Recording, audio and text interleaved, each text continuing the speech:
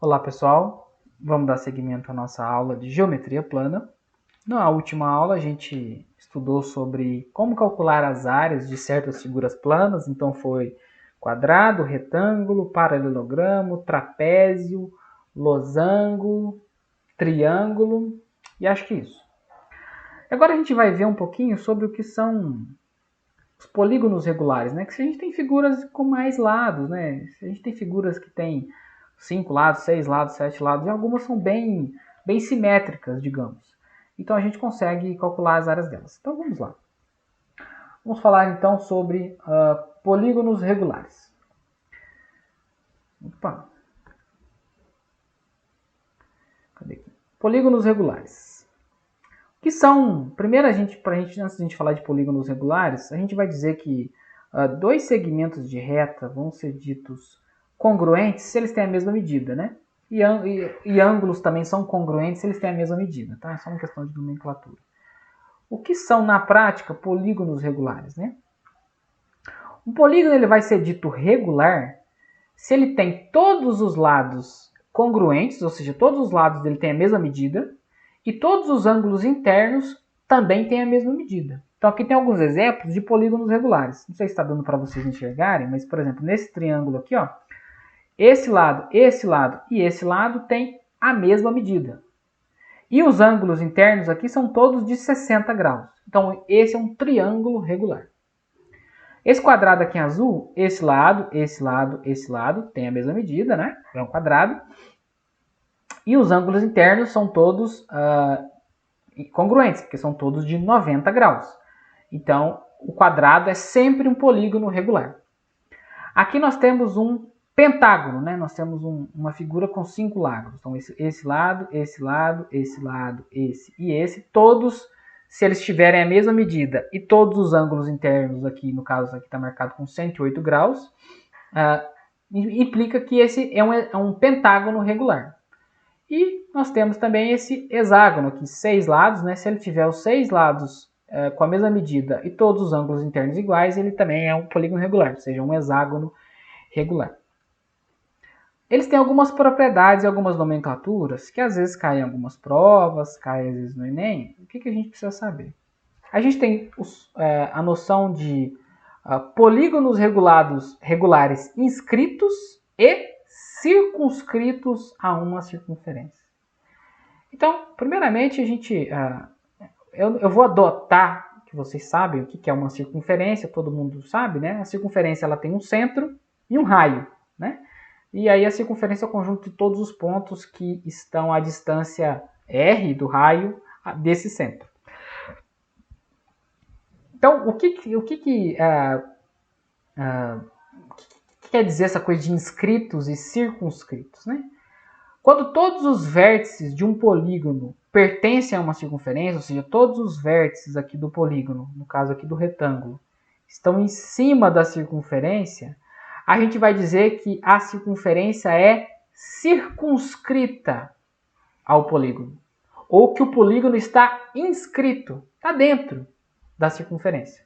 Então veja que aqui é um retângulo inscrito no círculo, aqui é um pentágono regular, tá? Inscrito no círculo, e aqui é um quadrado inscrito no círculo. Peraí. Quando um polígono regular é inscrito em uma circunferência de centro C e raio R, todo segmento cujas extremidades são o centro e o ponto médio de um dos lados do polígono é chamado de apótema do polígono. Então vamos ver Vamos ver o que é esse bendito desse apótema. Olha aqui esse desenho aqui. A gente tem essa circunferência em azul. Nós temos esse quadrado em vermelho. Esse quadrado ele está inscrito nesta circunferência azul, certo? O que é o apótema, então, deste quadrado? É você pegar a medida do centro da circunferência até o ponto médio de um dos lados, no caso aqui do lado BC. Esse ponto P aqui é o ponto médio do lado BC. Esta medida aqui é o apótema. Deixa eu colocar fininho aqui, que eu acho que eu consigo escrever mais fino. Esse lado aqui é o apótema. O que tá... Veja que tem só uma curiosidade, tem um outro desenho de uma circunferência verde aqui mais interna, né? Esse apótema, ele coincide com o raio da circunferência que está inscrita dentro do quadrado. Então, se você colocar uma circunferência dentro aqui do quadrado, tangenciando os lados do quadrado, o raio dessa circunferência coincide com o apótema desse quadrado. De novo, o que é o apótema? É eu pegar um polígono, no caso aqui um quadrado, e inscrever ele, ou seja, colocar ele dentro de uma circunferência, dessa circunferência azul. Veja, inscrever os vértices tem que estar em cima da circunferência, tá? Não é inscrever de qualquer jeito. Não é pegar uma circunferência, finge que isso aqui é uma circunferência, tá? E botar um quadrado assim. Isso aqui não está inscrito. Os vértices do quadrado tem que estar em cima da circunferência, tá bom? Então, o que é o apótema de novo? É a medida do centro da circunferência até o ponto médio de um dos lados desse polígono. Isso é um apótema. Eu poderia ter pego isso aqui, se esse ponto aqui for o ponto médio do lado AB, essa medida aqui é um apótema. Ou essa medida aqui é um apótema. Isso aqui for o ponto médio do lado AD. E essa medida aqui também é um apótema. Se esse aqui for o ponto médio do lado DC. Então veja que nesse caso aqui do quadrado eu posso desenhar 4 apótemas, tá? Vamos ver porque ele pode aparecer em alguns aspectos. Vocês vão ver daqui a pouco. Olha aqui nessas duas outras figuras aqui, eu tenho mais um exemplo do quadrado, mas veja do triângulo aqui. Ó. Eu tenho um triângulo, esse triângulo em amarelo está inscrito nessa circunferência preta. Os vértices do triângulo estão em cima da circunferência. O que é o apótema? É eu pegar o centro da circunferência e ir até o lado, o ponto médio de um dos lados, no caso aqui do lado BC. Isso aqui, essa medida em azul que eu fiz aqui agora é um apótema. Eu poderia pegar do centro aqui também e ir até o ponto médio do lado AC, por exemplo. Essa medida em verde aqui também seria um apótema. Ou do centro até o outro lado aqui também, essa outra medida em verde aqui também seria um outro apótema. Todos medem a mesma coisa, só uma forma de desenhar diferente, tá? Então isso que é o apótema de um polígono regular, quando ele está inscrito numa circunferência. Como assim polígonos regulares, né? A vantagem quando você tem os polígonos regulares é que você pode subdividir o seu polígono regular em triângulos. Então, por exemplo, aqui eu tenho um triângulo regular, ou seja, um polígono regular. E eu posso pegar o centro aqui, e ir até os vértices e eu divido em 3 triângulos. O meu triângulo fica dividido em 3 triângulos. No caso do triângulo não tem muita vantagem. Você pegou um triângulo e dividiu em mais triângulos, não levou muita vantagem. Mas eu posso fazer isso com o quadrado, embora calcular a área do quadrado é mais fácil. Agora, do pentágono, a gente não tem fórmula de área do pentágono. Mas a gente pode dividir o pentágono em 5 triângulos. 5 triângulos. Olha que legal. E a gente sabe calcular as áreas do triângulo. Então, muitas das vezes, a gente quer calcular a área do pentágono, a gente divide ele em vários triângulos e calcula as áreas. Mesma coisa do hexágono, mesma coisa do octógono, mesma coisa de qualquer polígono regular. Lembrando que é um polígono regular, um polígono que tem todos os lados congruentes, com a mesma medida, e os ângulos internos são todos também o mesmo. Ok? Vamos ver esse exemplo 19 aqui. O hexágono regular abaixo possui lado igual a 6 centímetros. Ou seja, esse lado mede 6 centímetros, esse lado mede 6 centímetros, esse 6, esse 6, esse 6 e esse 6. Todos os lados medem 6 centímetros. Esse 6. Esse 6 está feio. 6. Quer calcular a área dele. Aqui eu fiz algumas contas, falei da soma dos ângulos internos, só para justificar uma coisa. Só para justificar uma coisa. Peraí, tá aqui.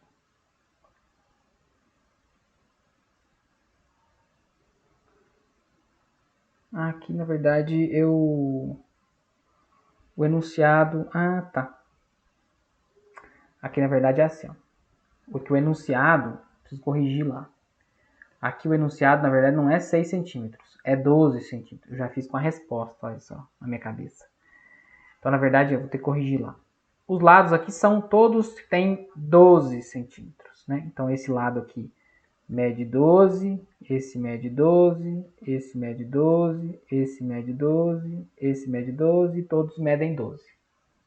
Quando eu falei de ângulos internos aqui, o que eu quis provar para vocês é que quando a gente tem um hexágono regular, cada um desses triângulos que aparecem, ó, esses triângulos que aparecem, eles são triângulos equiláteros. Aqui é 12, né? Então é como se eu tivesse pegado esse triângulo aqui, ó, e desenhado ele ali do lado.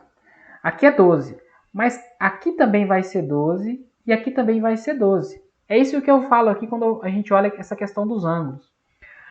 E o que a gente precisa é calcular a altura desse triângulo. Concorda? Que, por exemplo, se eu calcular a altura desse triângulo, eu consigo calcular qual que é a área de cada um desses triângulos, e como eu tenho 6 triângulos iguais, eu multiplico essa área do triângulo por 6 e acho a área desse hexágono. Então, como esse triângulo é equilátero, deixa eu escrever bonitinho, essa altura aqui, essa altura H, meu desenho ficou imperfeito, mas vocês devem se convencer de que ela divide a base aqui em 2 segmentos de mesmo tamanho. Se a base toda mede 6, esse lado mede 6 e esse lado mede 6. A altura que eu vou chamar de H. Então eu tenho um triângulo retângulo, onde eu posso usar o teorema de Pitágoras. Hipotenusa ao quadrado igual a cateto ao quadrado mais o outro cateto ao quadrado. Certo? Então aqui eu tenho 144 igual a h quadrado menos 36. Ou mais 36. Ou seja, h quadrado é 144 menos 36. Então, h quadrado é 144 menos 36. Dá 108. Peraí, vamos descer, se eu já tenho essa conta feita aqui, né?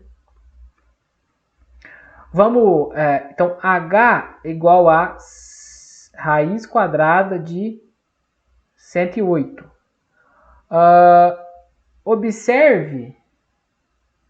Observe que o 108 a gente pode escrever ele como? Dividido por 2, 54, por 2, 27, por 3, 9, 3, 3, 3, 1. Então, o 108 ele é 2 ao quadrado vezes 3 ao cubo. Então, o h é raiz de 2 ao quadrado vezes 3 ao cubo. Você deve lembrar isso lá do ensino fundamental, né? Para poder simplificar uma raiz, né? Então, a raiz aqui, ó, ela vai tirar cada conjunto de 2 fatores aqui, ela tira, né? Isso aqui, então, a gente pode escrever como 2 vezes 3 raiz de 3. Então, o h é 6 raiz de 3. Opa, o h é 6 raiz de 3. Mesma coisa que eu tinha feito aqui usando a questão dos ângulos, usando a tangente. Então, qual que é a área do triângulo? É base, que é 12, vezes a altura sobre 2. Isso aqui, então, vai dar... isso aqui eu posso cancelar o 2 com 12, aqui fica 6, né? Aqui embaixo fica 1, fica 6 vezes 6, 36 raiz de 3. Então, a área, aqui no caso, é centímetros, né? Centímetros quadrados. Então, a área de um desses triângulozinhos aqui é 36 raiz de 3 centímetros quadrados. Mas eu tenho quantos desses triângulos? 6. Então, a área do hexágono é 6 vezes essa área, 36 raiz de 3. Ou seja, 216 raiz de 3 centímetros quadrados. Então, por isso que polígonos regulares, quando a gente subdivide ele em triângulos, a gente consegue calcular a área deles mesmo sem ter uma fórmula para o caso dos... aqui no caso do hexágono, mas poderia ser do octógono e de outros demais. Bom, na próxima aula a gente faz mais alguns exercícios envolvendo essa questão de áreas, tá bom? Muito obrigado, até a próxima.